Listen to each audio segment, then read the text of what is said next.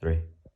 Okay, we're going to move our way down the chain a little bit and start working on hip abductors. The abductors of your hips are very important in providing a stable pelvis for your low back to sit on and function with as little inflammation as possible. So you've been doing everything basically on your back to this point, Daniel. Let's have you now scoot your body that way and then roll to this side. Good. And then all the way over. Good. So now we're going to bend our knees and we're going to be doing some clams here, some open clams or open books. We're trying to get to the gluteus medius there. Now remember, with this thing, as with all things you're doing, we still want you to have a stable core. I don't want to aggravate your shoulder, so I'm going to let you just kind of pull that this way a little bit. Is that a little more comfortable? Yeah.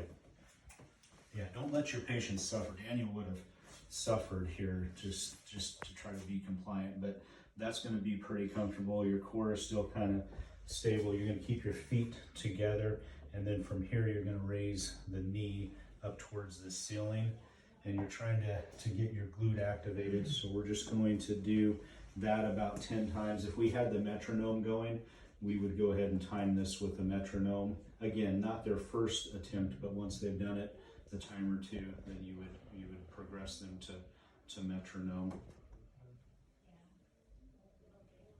And then a little bit bigger on that one. Perfect. So this is kind of stage 1 of the hip abduction.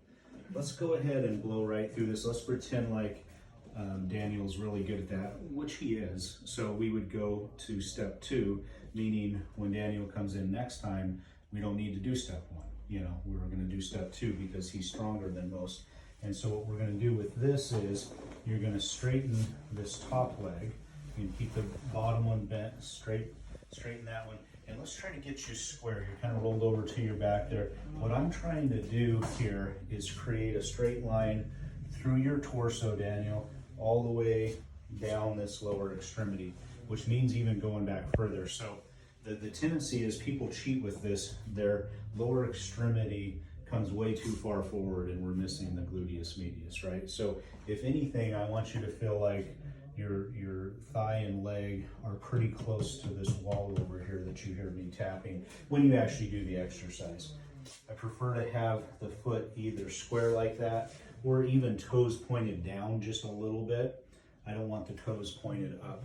And then from there, you're just going to do a straight leg raise with your knees straight. Now see how you kind of cheated there? You rolled back just a little bit. So try to keep that right, there you go. And then back down. And again, you're trying to fill it back there. We'll lift up again. This is a difficult exercise. There's no doubt about this being a difficult exercise. And it's something that if it's not difficult, what do? We make it more difficult. And so I would add maybe a 1 pounder on your ankle. 1 pound stretched out that far on a lever arm is still going to be quite challenging for you. So that's the hip abduction. When I walk